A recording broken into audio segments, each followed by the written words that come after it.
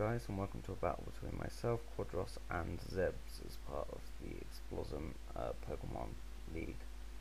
I really enjoy battling Zebbs because he always has an unorthodox and unique team, and this is no exception. He leads with a Hitmonlee who uses Sunny Day, and I use Stealth Rocks because I'm boring in comparison. But then he switches in Arcanine and unfortunately switches straight into my Earthquake, which doesn't quite do enough to take him out due to his Intimidate, but still does enough to hurt.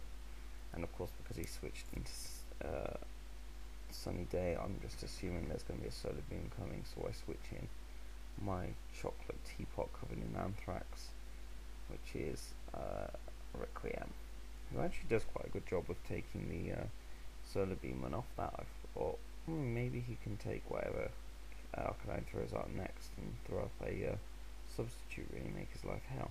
But yeah, no chance, no dice. And that flamethrower, of course, is powered by the sun and stab and maybe charcoal. I don't know.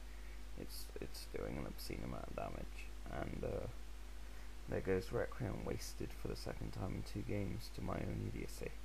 But hey.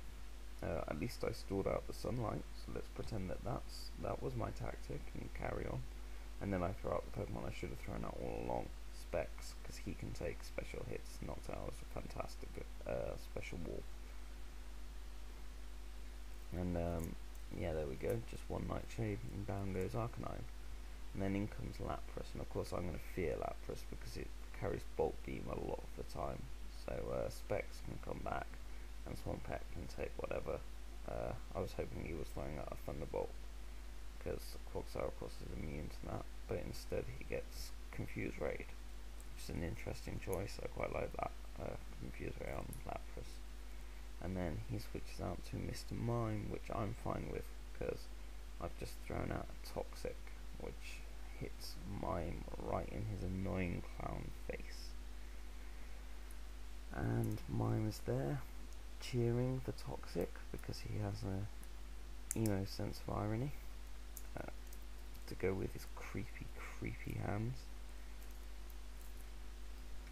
and he takes the poison, and I just decide I don't really want to Toxic him again, so back comes Specs, and then Mr. Mime uses Double Team, which is actually a banned move in this league and most other leagues, so I had to have a quiet word, which involved me bawling into Zebbs' ear.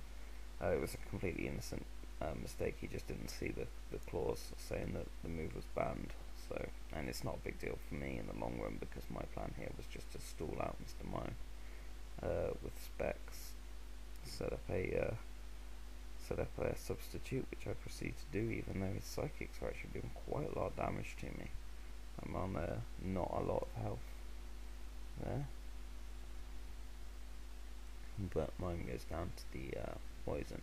And believe it or not, even though I'm on 79 health, I'm actually in a much better position to take on Lapras, because he's taken 2 Stealth Rocks and I've got a substitute up, so from behind the substitute, the fact that I'm faster is also fantastic. It means that I can throw out Hypnosis with Gale Band,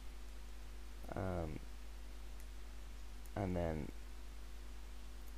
Lapras is just going to kind of slumber, and here I really should have roosted, but instead I decided, oh no, I can just take him out with Nightshade, because I'm a cocky bastard. And I do come close, but of course, as is always the way, Lapras recovers right in the nick of time, and decides he doesn't really want to be Nightshaded to death, and instead Ice Beams my ass, which is, yeah, fair enough.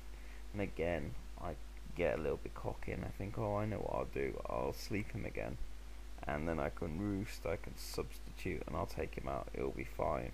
But that kind of cockiness will never be rewarded, and of course I miss with my Hypnosis and lose Specs to my own cocky ineptitude, because there's no way even Specs is going to stand up to a Stab Ice Beam, from a super effective Stab Ice Beam, in fact, from Lapras. But in comes Quagsire to save the day, and takes another Confuse Ray, which is fair enough.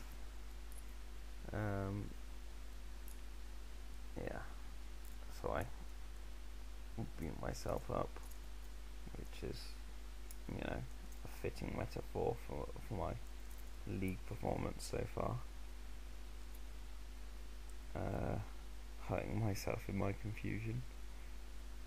But he snaps out perfectly to hit Electrode with some Toxic, which is nice. It's an interesting choice. I haven't seen Electrode outside of, you know, Rain team leads.